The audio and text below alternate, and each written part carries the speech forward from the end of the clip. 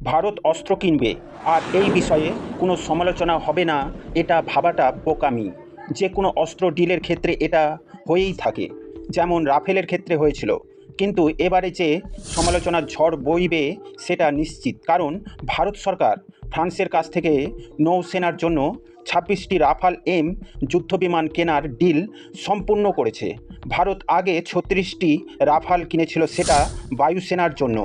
আর এটা মেরিন এর সাথে সাথে রিপোর্টও বেরিয়ে এসেছে যে কত টাকা দিয়ে কেনা হয়েছে, কত সংখ্যক এবং কী তার ক্রাইটেরিয়া। ভারত সরকার ফ্রান্সের কোম্পানি ডেসল্ট অ্যাভিয়েশনের তৈরি রাফেল এম কেনার জন্য $7.6 বিলিয়ন খরচ করেছে, যা 2019 সালে যে রাফাল কেনা হয়েছিল তার চাইতে অনেক বেশি। হিসেব করে দেখতে গেলে একটি রাফাল এম যুদ্ধ বিমানের দাম পড়ছে $252 মিলিয়ন।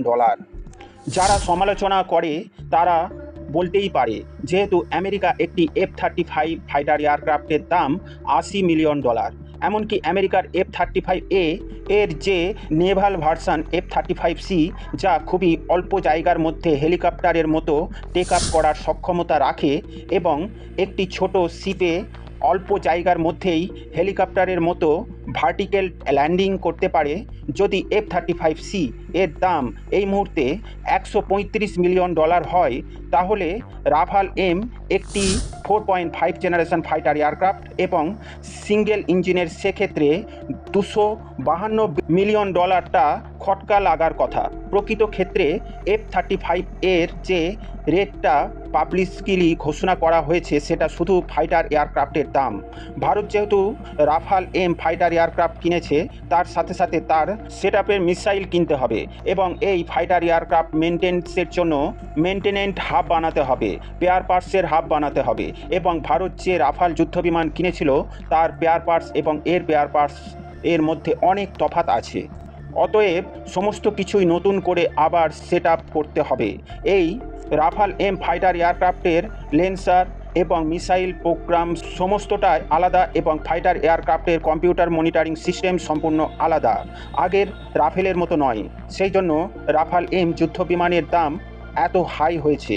আবার তুল্যমূল্য বিচার করলে F-35 যদি কেনা হয়, তার মেনটেন্স এবং মিসাইল এবং টোটাল সিস্টেম যদি ভারতে স্ট্রাকচারাইড করা হয়, তবে হয়তো $300 মিলিয়ন বেশি পড়ে যাবে একটি F-35C ফাইটার এয়ারক্রাফটের দাম। কিন্তু যারা সমালোচনা করে তারা এত বিস্তারিতভাবে পড়বেও না আর ভাববেও না, তাদের আসল উদ্দেশ্য হচ্ছে সমালোচনা করা। আমরা জানি ভারতের যে দুটি ফাইটার এয়ারক্রাফট ক্যারিয়ার আছে তাতে MiG-29 ফাইটার এয়ারক্রাফট মোতায়েন আছে এবং তা খুবই ওল্ড মডেল এবং রিটায়ারমেন্টের সময় হয়ে গেছে।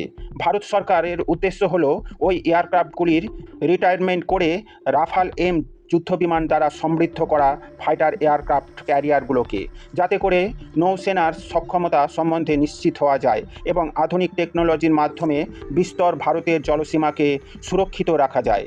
ভারতের আন্তরিক সুরক্ষা এবং নৌসেনার সক্ষমতা বৃদ্ধির ক্ষেত্রে ভারত সরকারের এই সিদ্ধান্তটা যথেষ্ট পারফেক্ট। যদি আমেরিকার F-35 ভারত নেয়, তাহলে এই খরচা 3 ডবল হয়ে যাবে এবং আমেরিকার সাথে ভারতের সম্পর্ক যে খুব একটা ভালো অবস্থায় আছে তাও নয়। তেজস ফাইটার এয়ারক্রাফট ইঞ্জিনের মতো ওয়েটিং লিস্টে ফেলে রাখলে ভারতের আন্তরিক সুরক্ষায় যথেষ্ট ব্যাঘাত ঘটতে পারে। এছাড়া F-35 এর স্টেলথ কোটিং সমুদ্রের নোনা আবহাওয়াতে খুবই দ্রুত নষ্ট হয়ে যায়, ফলে এই কোটিং বারবার করা যথেষ্ট ব্যয়বহুল।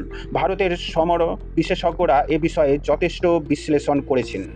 প্রিয় দর্শক, সম্পূর্ণ ভিডিও সম্বন্ধে আপনাদের মতামত কমেন্টের মাধ্যমে জানাবেন। ডিফেন্স, ফরেন পলিসি ও জিও পলিটিক্স রিলেটেড খবর পেতে এই গ্লোবাল নলেজ শো চ্যানেলটিকে সাবস্ক্রাইব করে পাশে থাকবেন, যাতে করে প্রতিদিনের প্রতিবেদন আপনাদের কাছে সহজেই পৌঁছায়। Thank you very much for watching my video.